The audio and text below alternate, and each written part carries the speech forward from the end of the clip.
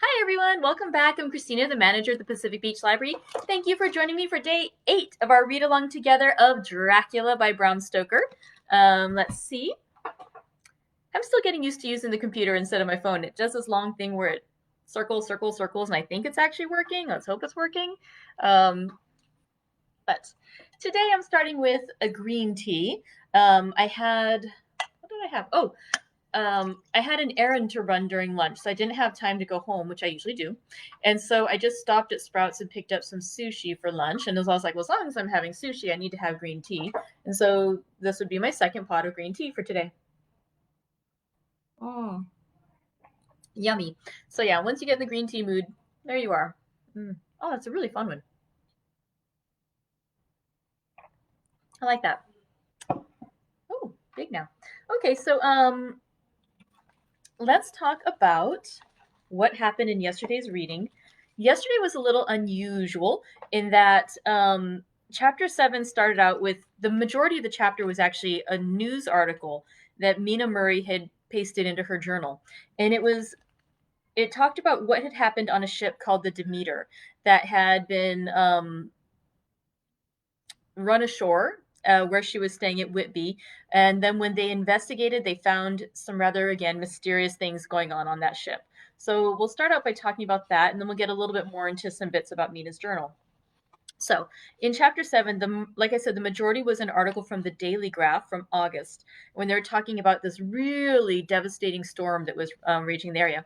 Hi, Helen. And then what ended up happening after that was the reporters talking about the storm, and then the climax is that they see this ship sort of listing into port, and it runs aground into the port there, and they look closer. The Coast Guard guy goes out in his little boat, and when he gets out there, he sees something horrifying, and it is the sight of the captain's hands lashed to the steering wheel of the ship, um, lashed onto it, tied in place by a crucifix.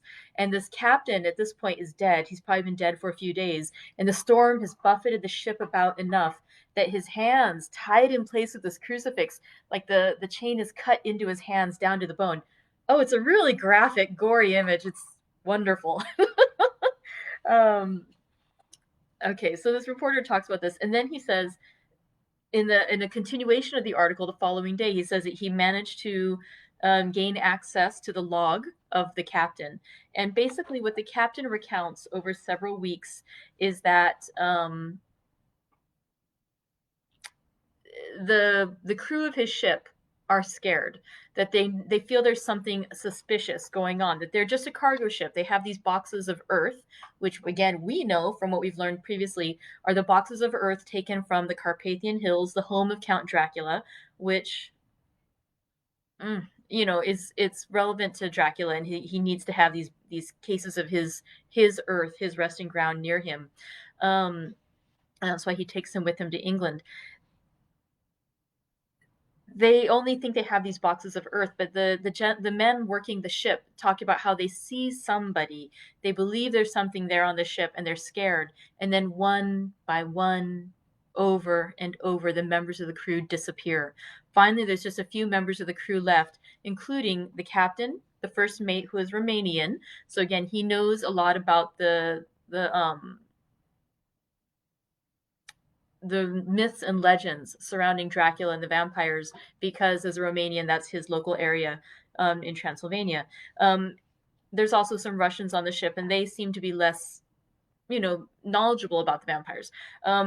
This first mate, he ends up eventually investigating, and he tells the captain recounts how the first mate goes down and says, "I'm going to check each of those cases of dirt," and the captain's like, "You're being weird. There's nothing there."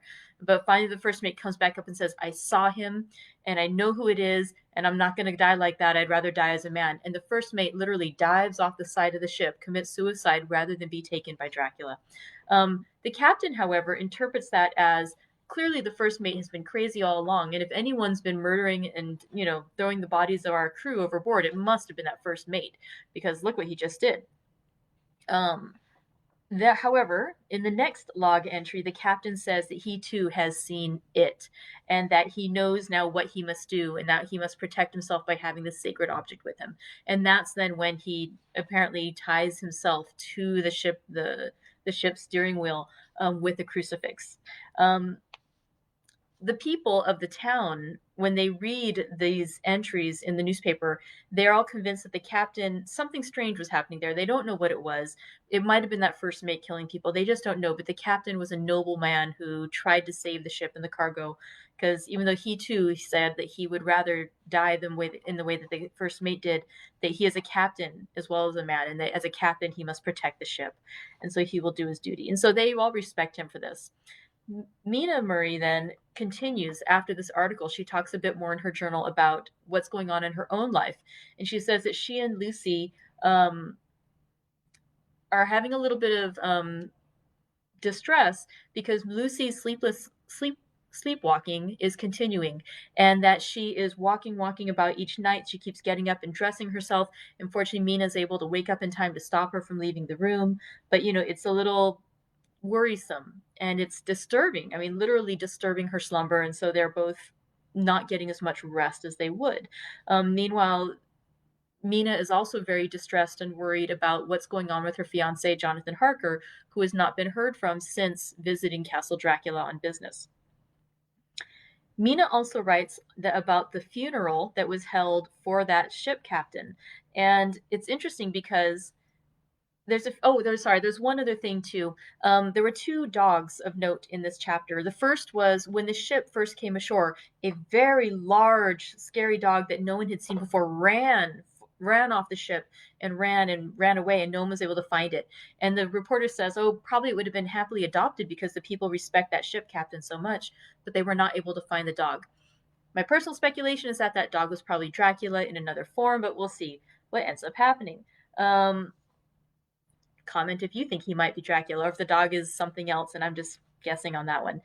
There's another instance with the dog at the funeral where Lucy and Mina are sitting where they had been previously on that empty tombstone, the tombstone covering an empty grave belonging to Geordie, whatever his name was, the one that Mr. Swales had spoken about in the previous chapter, when he was talking about the empty graves in that cemetery. And there's a gentleman who comes nearby, and he's sitting near Lucy and Mina, and his dog refuses to come close. He's growling and upset and scared, and he's really disturbed by that spot where Lucy and Mina are at. And so eventually the owner of that dog, gets upset with the dog, and he forces him to come over. The dog is just miserable. And again, implication is that there is something suspicious going on there, that maybe Dracula has something to do with that spot, that he may have taken residence there. I feel too like there was one more thing. Oh yes, here, one more thing. In that same spot where they're sitting, where they're sitting when they observe the funeral happening, that is the same spot where Mr. Swales, the older gentleman who was talking to Mina and Lucy in the graveyard a while ago, and was using all the local dialect, that he has been found dead on that exact spot, and that he had a look of horror and fright on his face. And so we know, we can put together the clues that there is something going on in that spot. And considering the book is called Dracula, it probably involves Count Dracula. All right, so now let's continue with more of Mina Murray's journal. It's chapter 8 of Dracula. Let's see what we get. Chapter 8, Mina Murray's journal. Same day, 11 o'clock p.m. Oh, but I am tired. If it were not that I had made my diary a duty, I should not open it tonight. We had a lovely walk. Lucy, after a while, was in gay spirits, owing, I think, to some dear cows who came nosing toward us in a field close to the lighthouse and frightened the wits out of us. I believe we forgot everything except, of course, personal fear, and it seemed to wipe the slate clean and give us a fresh start. We had a capital, severe tea at Robin's Hood Bay in a sweet little old-fashioned inn, with a bow window right over the seaweed-covered rocks of the Strand. I believe we should have shocked the new woman with our appetites. Men are more tolerant, bless them. Then we walked home with some, or rather many, stoppages to rest, and with our hearts full of a constant dread of wild bulls. Lucy was really tired, and we intended to creep off to bed as soon as we could. The young curate came in, however, and Mrs. Westenra asked him to stay for supper. Lucy and I had both a fight for it with the dusty miller. I know it was a hard fight on my part, and I am quite heroic. I think that some day the bishops must get together and see about breeding up a new class of curates who don't take supper, no matter how hard they may be pressed to, and who will know when girls are tired. Lucy is asleep and breathing softly. She has more color in her cheeks than usual, and looks, oh, so sweet. If Mr. Holmwood fell in love with her seeing her only in the drawing room, I wonder what he would say if he saw her now.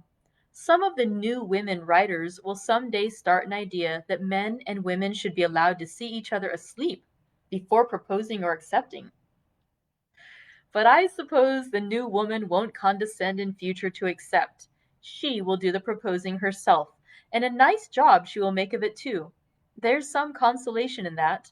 I am so happy tonight because dear Lucy seems better. I really believe she has turned the corner and that we are over her troubles with dreaming. I should be quite happy if I only knew if Jonathan, God bless and keep him. 11 August, 3 a.m. Diary again. No sleep now, so I may as well write. I am too agitated to sleep. We have had such an adventure, such an agonizing experience. I fell asleep as soon as I had closed my diary. Suddenly, I became broad awake and sat up, with a horrible sense of fear upon me and of some feeling of emptiness around me. The room was dark, so I could not see Lucy's bed. I stole across and felt for her. The bed was empty. I lit a match and found that she was not in the room. The door was shut, but was not locked, as I had left it. I feared to wake her mother, who had been more than usually ill lately, so threw on some clothes and got ready to look for her. As I was leaving the room, it struck me that the clothes she wore might give me some clue to her dreaming intention. Dressing gown would mean house, dress outside. Dressing gown and dress were both in their places. Thank God, I said to myself. She cannot be far, if she is only in her night-dress. I ran downstairs and looked in the sitting-room. Not there. Then I looked in all the other open rooms of the house, with an ever-growing fear chilling my heart. Finally, I came to the hall door and found it open. It was not wide open, but the catch of the lock had not caught. The people of the house are careful to lock the door every night, so I feared that Lucy must have gone out as she was. There was no time to think of what might happen. A vague, overmastering fear obscured all details. I took a big, heavy shawl and ran out. The clock was striking 1 as I was in the crescent, and there was not a soul in sight. I ran along the north terrace, but could see no sign of the white figure which I expected. At the edge of the west cliff above the pier, I looked across the harbor to the east cliff, in the hope or fear, I don't know which, of seeing Lucy in our favorite seat. There was a bright full moon with heavy black driving clouds, which threw the whole scene into a fleeting diorama of light and shade as they sailed across. For a moment or two I could see nothing, as the shadow of a cloud obscured St. Mary's Church and all around it. Then, as the cloud passed, I could see the ruins of the abbey coming into view, and as the edge of a narrow band of light, as sharp as a sword cut, moved along, the church and the churchyard became gradually visible. Whatever my expectation was, it was not disappointed, for there, on our favorite seat, the silver light of the moon struck a half-reclining figure, snowy white. The coming of the cloud was too quick for me to see much, for shadow shut down on light almost immediately, but it seemed to me as though something dark stood behind the seat where the white figure shone, and bent over it. What it was, whether man or beast, I could not tell. I did not wait to catch another glance, but flew down the steep steps to the pier and along by the fish market to the bridge, which was the only way to reach the east cliff. The town seemed as dead, for not a soul did I see. I rejoiced that it was so, for I wanted no witness of poor Lucy's condition. The time and distance seemed endless, and my knees trembled and my breath came labored as I toiled up the endless steps to the abbey. I must have gone fast, And yet it seemed to me as if my feet were weighted with lead, and as though every joint in my body were rusty. When I got almost to the top, I could see the seat and the white figure, for I was now close enough to distinguish it even through the spells of shadow. There was undoubtedly something, long and black, bending over the half-reclining white figure.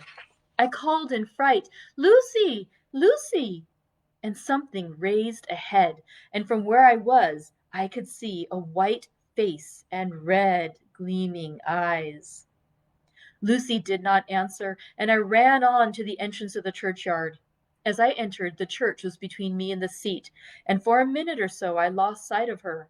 When I came in view again, the cloud had passed, and the moonlight struck so brilliantly that I could see Lucy half reclining with her head lying over the back of the seat. She was quite alone, and there was not a sign of any living thing about.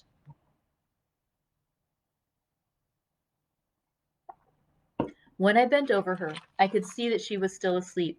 Her lips were parted and she was breathing, not softly as usual with her, but in long, heavy gasps, as though striving to get her lungs full at every breath. As I came close, she put up her hand in her sleep and pulled the collar of her nightdress close about her, as though she felt the cold. I flung the warm shawl over her and drew the edges tight round her neck, for I dreaded lest she should get some deadly chill from the night air, unclad as she was. I feared to wake her all at once, so, in order to have my hands free that I might help her, I fastened the shawl at her throat with a big safety pin. But I must have been clumsy in my anxiety, and pinched or pricked her with it, for by and by, when her breathing became quieter, she put her hand to her throat again and moaned.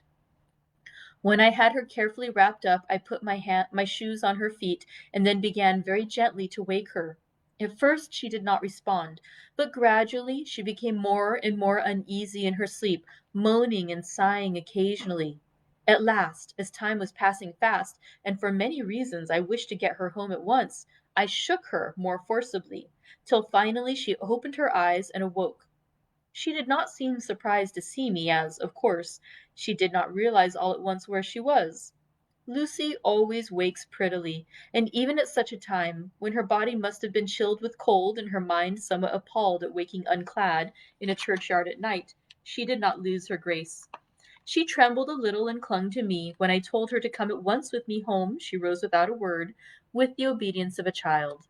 As we passed along, the gravel hurt my feet, and Lucy noticed me wince.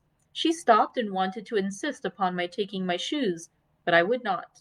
However, when we got to the pathway outside the churchyard, where there was a puddle of water remaining from the storm, I daubed my feet with mud, using each foot in turn on the other, so that as we went home no one, in case we should meet anyone, should notice my bare feet. Fortune favored us, and we got home without meeting a soul. Once we saw a man, who seemed not quite sober, passing along a street in front of us.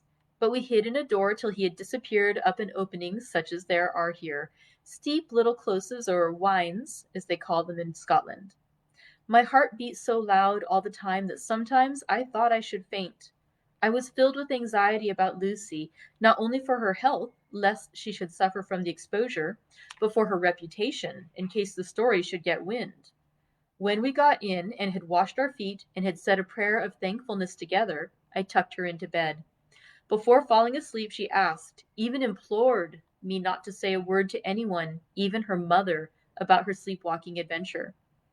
I hesitated at first to promise, but on thinking of the state of her mother's health and the knowledge of such a thing would fret her, and thinking too of how such a story might become distorted, nay, infallibly would, in case it should leak out, I thought it wiser to do so.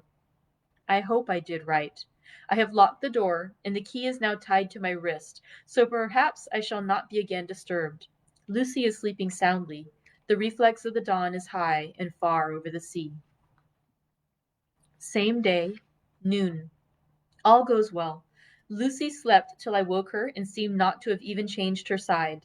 The adventure of the night does not seem to have harmed her. On the contrary, it has benefited her, for she looks better this morning than she has done for weeks. I was sorry to notice that my clumsiness with the safety pin hurt her. Indeed, it might have been serious, for the skin of her throat was pierced. I must have pinched up a piece of loose skin and have transfixed it, for there are two little red points like pinpricks, and on the band of her nightdress was a drop of blood. When I apologized and was concerned about it, she laughed and petted me and said she did not even feel it. Fortunately, it cannot leave a scar, as it is so tiny. Same day, night. We passed a happy day. The air was clear and the sun bright, and there was a cool breeze. We took our lunch to Mulgrave Woods, Mrs. Westenra driving by the road, and Lucy and I walking by the cliff path, and joining her at the gate. I felt a little sad myself, for I could not but feel how absolutely happy it would have been had Jonathan been with me. But there, I must only be patient. In the evening we strolled in the casino terrace and heard some good music by Spohr and Mackenzie, and went to bed early. Lucy seems more restful than she has been for some time, and fell asleep at once. I shall lock the door and secure the key the same as before, though I do not expect any trouble tonight. 12 August. My expectations were wrong, for twice during the night I was wakened by Lucy trying to get out. She seemed, even in her sleep, to be a little impatient at finding the door shut, and went back to bed under a sort of protest. I woke with the dawn, and heard the birds chirping outside the window. Lucy woke too, and I was glad to see was even better than on the previous morning. All her old gaiety of manner seemed to have come back, and she came and snuggled in beside me and told me all about Arthur. I told her how anxious I was about Jonathan, and then she tried to comfort me. Well, she succeeded somewhat, for, though sympathy can't alter facts, it can help to make them more bearable. 13 August. Another quiet day, and to bed with the key on my wrist as before. Again I woke in the night, and found Lucy sitting up in bed, still asleep, pointing to the window. I got up quietly and pulled aside the blind, looked out. It was brilliantly moonlight, and the soft effect of the light over the sea and sky, merged together in one great silent mystery, was beautiful beyond words. Between me and the moonlight flitted a great bat, coming and going in great whirling circles. Once or twice it came quite close, but was, I suppose, frightened at seeing me, and flitted away across the harbor towards the Abbey. When I came back from the window, Lucy had lain down again, and was sleeping peacefully. She did not stir again all night. 14 August. On the East Cliff, reading and writing all day. Lucy seems to have become as much in love with the spot as I am, and it is hard to get her away from it when it is time to come home for lunch, or tea, or dinner. This afternoon she made a funny remark. We were coming home for dinner, and had come to the top of the steps up from the West Pier, and stopped to look at the view, as we generally do. The setting sun, low down in the sky, was just dropping behind Kettleness. The red light was thrown over on the east cliff and the old abbey, and seemed to bathe everything in a beautiful rosy glow. We were silent for a while, and suddenly Lucy murmured, as if to herself, "His red eyes again. They are just the same." It was such an odd expression, coming apropos of nothing, that it quite startled me. I slewed round a little, so as to see Lucy well without seeming to stare at her, and saw that she was in a half-dreamy state, with an odd look on her face that I could not quite make out. So I said nothing, but followed her eyes. She appeared to be looking over at our own seat, whereon was a dark figure, seated alone. I was quite a little startled myself, for it seemed for an instant as if the stranger had great eyes like burning flames. But a second look dispelled the illusion. The red sunlight was shining on the windows of St. Mary's Church behind our seat, and as the sun dipped, there was just sufficient change in the refraction and reflection to make it appear as if the light moved. I called Lucy's attention to the peculiar effect, and she became herself with a start. But she looked sad all the same. It may have been that she was thinking of that terrible night up there. We never refer to it, so I said nothing, and we went home to dinner. Lucy had a headache and went early to bed. I saw her asleep and went out for a little stroll myself. I walked along the cliffs to the westward, and was full of sweet sadness, for I was thinking of Jonathan. When coming home, it was then bright moonlight, so bright that, though the front of our part of the crescent was in shadow, everything could be well seen. I threw a glance up at our window and saw Lucy's head leaning out. I thought that perhaps she was looking out for me, so I opened my handkerchief and waved it. She did not notice or make any movement whatever. Just then the moonlight crept round an angle of the building, and the light fell on the window. There distinctly was Lucy with her head lying up against the side of the window sill and her eyes shut. She was fast asleep, and by her, seated on the window sill, was something that looked like a good-sized bird. I was afraid she might get a chill, so I ran upstairs, but as I came into the room she was moving back to her bed, fast asleep and breathing heavily. She was holding her hand to her throat as though to protect it from the cold. I did not wake her, but tucked her up warmly. I have taken care that the door is locked and the window securely fastened. She looks so sweet as she sleeps, but she is paler than is her wont, and there is a drawn, haggard look under her eyes which I do not like. I fear she is fretting about something. I wish I could find out what it is. 15 August. Rose later than usual. Lucy was languid and tired, and slept on after we had been called. We had a happy surprise at breakfast. Arthur's father is better, and wants the marriage to come off soon. Lucy is full of quiet joy, and her mother is glad and sorry at once. Later on in the day she told me the cause. She is grieved to lose Lucy as her very own, but she is rejoiced that she is soon to have someone to protect her. Poor dear sweet lady! She confided to me that she has got her death warrant. She has not told Lucy, and made me promise secrecy. Her doctor told her that within a few months at most she must die, for her heart is weakening. At any time, even now, a sudden shock would be almost sure to kill her.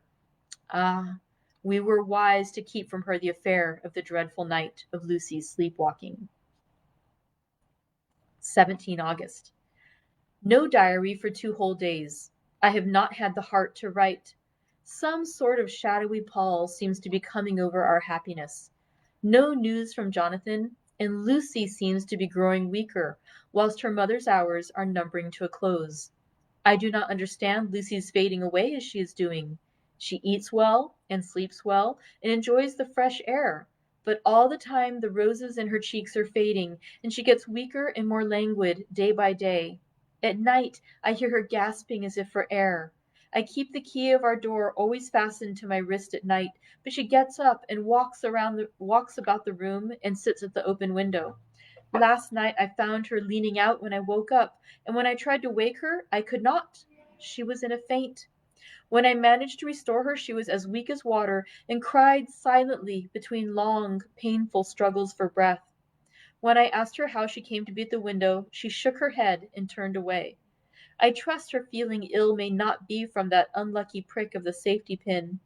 I looked at her throat just now as she lay asleep, and the tiny wounds seem not to have healed. They are still open, and, if anything, larger than before, and the edges of them are faintly white. They are like little white dots with red centers. Unless they heal within a day or two, I shall insist on the doctor seeing about them. Letter. Samuel F. Billington and Son, Solicitors. Whitby. To Messrs. Carter, Patterson and Company, London. 17 August. Dear Sirs, herewith please receive invoice of goods sent by Great Northern Railway. Same are to be delivered at Carfax, near Purfleet, immediately on receipt at Goods Station, King's Cross. The house is at present empty, but enclosed please find keys, all of which are labelled. You will please deposit the boxes, 50 in number, which form the consignment, in the partially ruined building forming part of the house, and marked A on rough diagrams enclosed. Your agent will easily recognize the locality, as it is the ancient chapel of the mansion. The goods leave by the train at 9:30 tonight, and will be due at King's Cross at 4:30 tomorrow afternoon. As our client wishes the delivery made as soon as possible, we shall be obliged by your having teams ready at King's Cross at the time named, and forthwith conveying the goods to destination. In order to obviate any delays possible through any routine requirements as to payments in your departments, we enclose check herewith for £10, receipt of which please acknowledge. Should the charge be less than this amount, you can return balance. If greater, we shall at once send check for difference on hearing from you.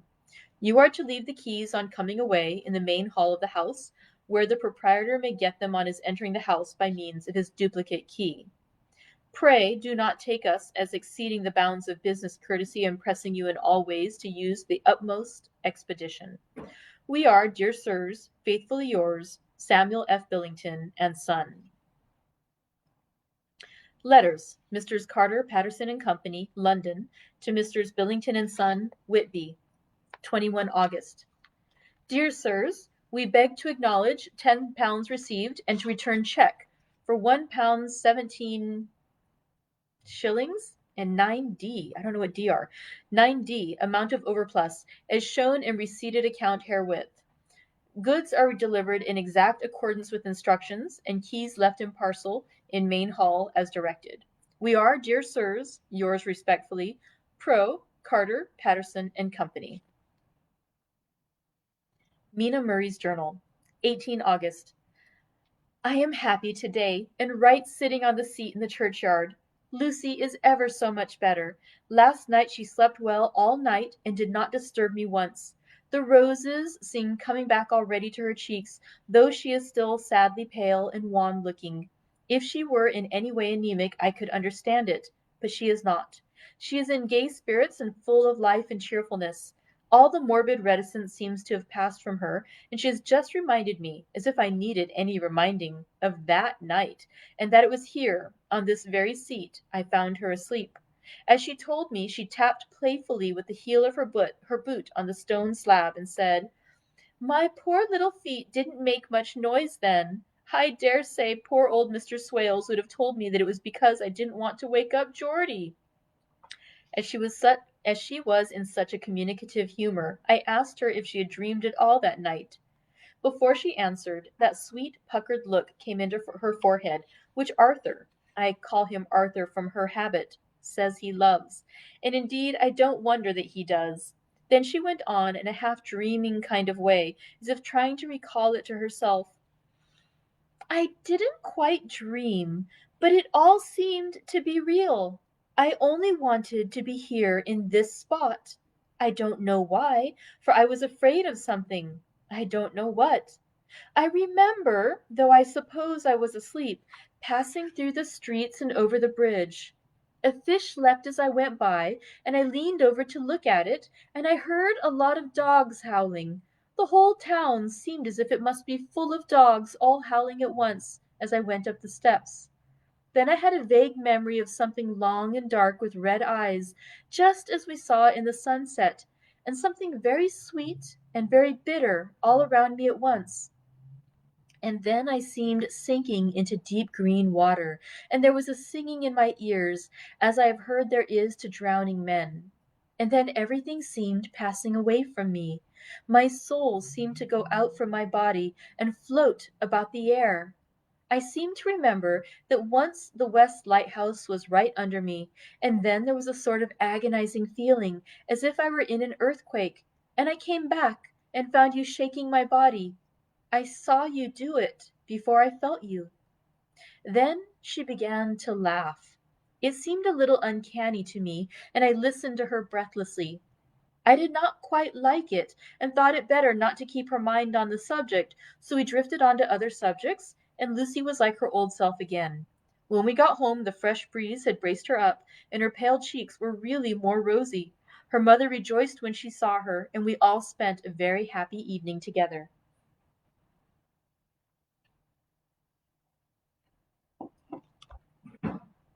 19 August.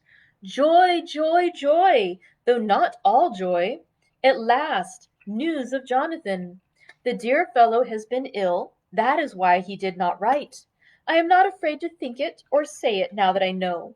Mr. Hawkins sent me on the letter and wrote himself, oh, so kindly.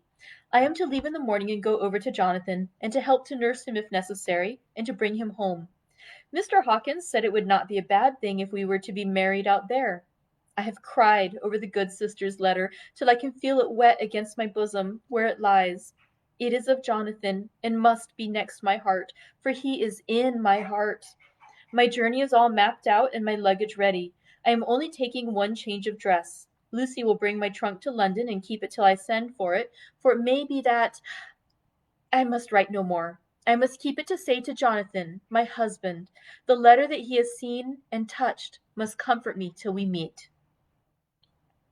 Letter. Sister Agatha, Hospital of St. Joseph and St. Mary, Budapest, to Miss Wilhelmina Murray. 12 August. Dear Madam, I write by desire of Mr. Jonathan Harker, who is himself not strong enough to write, though progressing well, thanks to God, and St. Joseph and St. Mary. He has been under our care for nearly 6 weeks, suffering from a violent brain fever. He wishes me to convey his love, and to say that by this post I write for him to Mr. Peter Hawkins, Exeter, to say with his dutiful respects that he is sorry for his delay, and that all of his work is completed. He will require some few weeks' rest in our sanatorium in the hills, but will then return. He wishes me to say that he has not sufficient money with him, and that he would like to pay for his staying here, so that others who need help shall not be wanting for help. Believe me, yours, with sympathy and all blessings, Sister Agatha. P.S.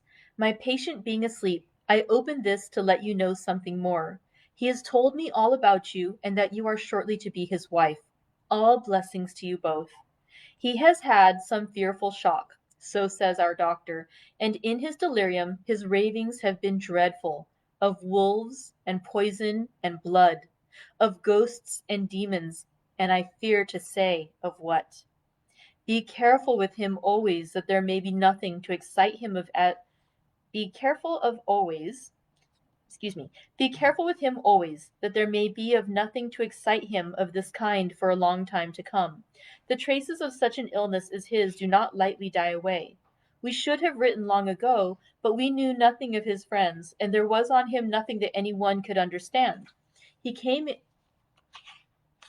the train from Klausenburg, and the guard was told by the station master there that he rushed into the station shouting for a ticket for home.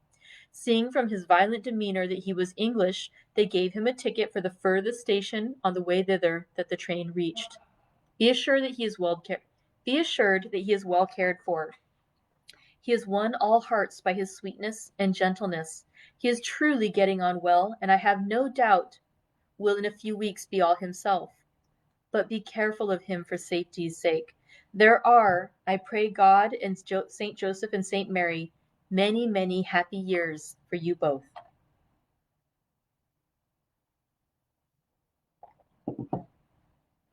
Dr. Seward's diary, 19 August. Strange and sudden change in Renfield last night. About 8 o'clock he began to get excited and sniff about as a dog does when setting.